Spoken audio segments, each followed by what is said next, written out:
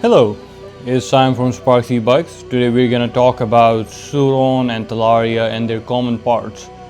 And the question is do we need these parts? Do we need these expensive parts all over here? I mean, are these parts necessary? Well, I will answer your questions. I will be comparing these parts to the stock parts that come with Surron or Talaria. Most of the parts are common with these two bikes. So we're gonna compare these parts and you'll have the answer that if it's important for you or not.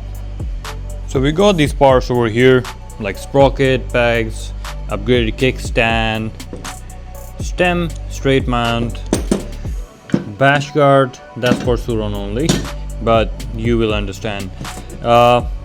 Here's a knuckle linkage for Sur-Ron LBX, front disc guard, rear disc guard, key plate for Surron LBX.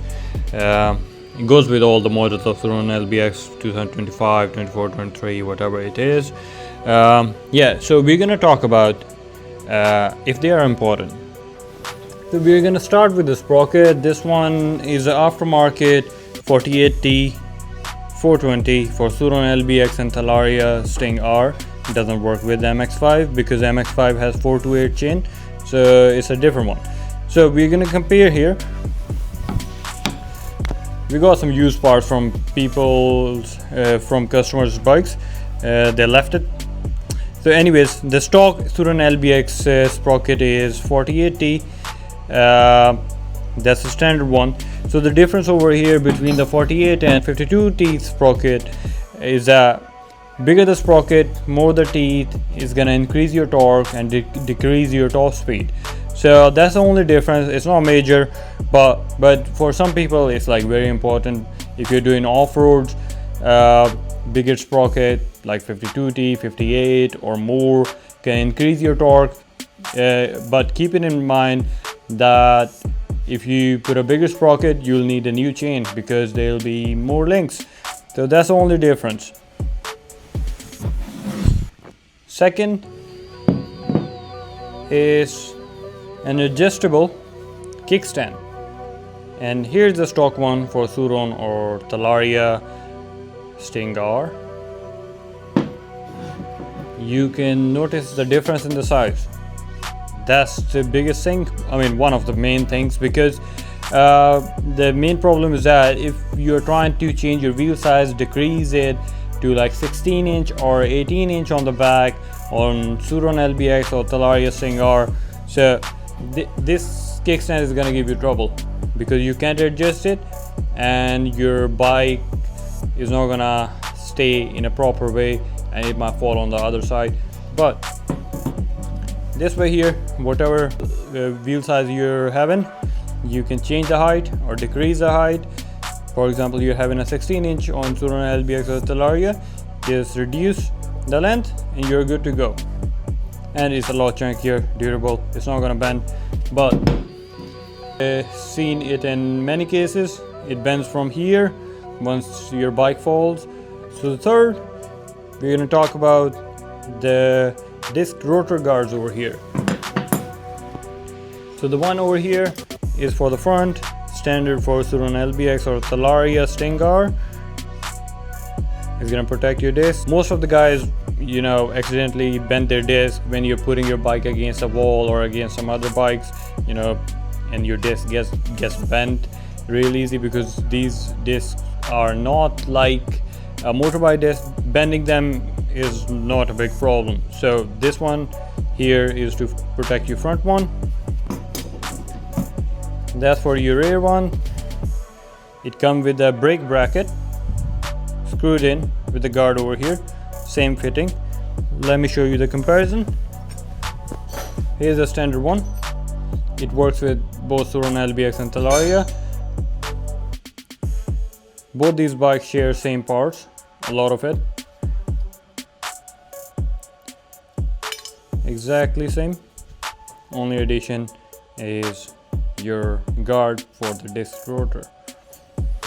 So we're gonna talk about the bash guard now. That's for Surron LBX, but most even for the Talaria Sting R, the bash guard thickness and the material is exactly same as Sur-Ron LBX. Adjustment is a bit different, but the material and the problems are same. So if you're going off-road and going over the logs or rocks, a lot of times you end up hitting the bottom part and your guard gets bent. I've seen in many cases the standard one bends from here, and a lot of time it end up damaging your motor mounts, and as a mechanic I've seen a lot of those. So we came up with this one. It's about 3.5 to 5 millimeter thickness on the lower plate, thick on these sides. It's not gonna bend, very strong. It can protect your motor, no problem at all. And the other benefit is that once it's mounted and you want to have a look at your kickstand sensor or any kind of maintenance down there, you don't have to remove the full thing. Just unscrew these screws and this plate will come off, and just screw it back on. That's the easiest way. The main thing is about the durability and the safety of the parts on your bike. Key plate for Sur-Ron LBX. This one is aluminum CNC cut plate, strong. The standard one comes as a plastic. So the problem with the plastic is that when you're screwing plate back onto your bike, sometimes you end up making it too tight and your plastic one is gonna snap. And for this reason, aluminum one, stronger, thicker, and durable. You gotta decide if it's important for you or not. Aftermarket linkage for Surron Talaria, but this one is specifically for Sur-Ron LBX. The difference over here, a lot beefier. A lot of the customers are coming to us for these linkages because that's the only part, you know, that gets your rear shock moving properly. And I've noticed that many customers are coming with the problem with the linkages, with the bearing broken, or the bush is broken, or there's a gap running around. But with these ones, it shouldn't be a problem if you grease it on time. There are greasing where you can grease without removing the linkage. Beefier. One of the continuous moving part on your bike is this one, so it's gonna get dry, you'll need grease, or and you'll need durability as well. You gotta decide if you need it. Straight mount stem and a standard Sur-Ron LBX or Talaria Sting R stems are almost same. So the problem with the stock one is that once you put a bit more pressure on the handlebar, sometimes it just your handlebar just gets out of the way. It tilts on either side. The thing with the straight mount is going to be screwed straight onto your triple clamp with 4 screws, 1, 2, 3, 4. So in any case, if you put more pressure or doing hard trails or something, it's not gonna make your handlebar go out of the place because it's being held by 4 screws straight to your fork.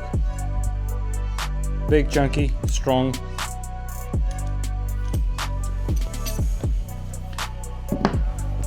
Is the most common part. People are swapping over the standard one. That's the reason. Have a look. This one is quite slim. It's not very comfortable when you're standing on your pegs, and it doesn't grip your shoes really well. I've heard from the customer that their feet slip off sometime, and it's a bit dangerous.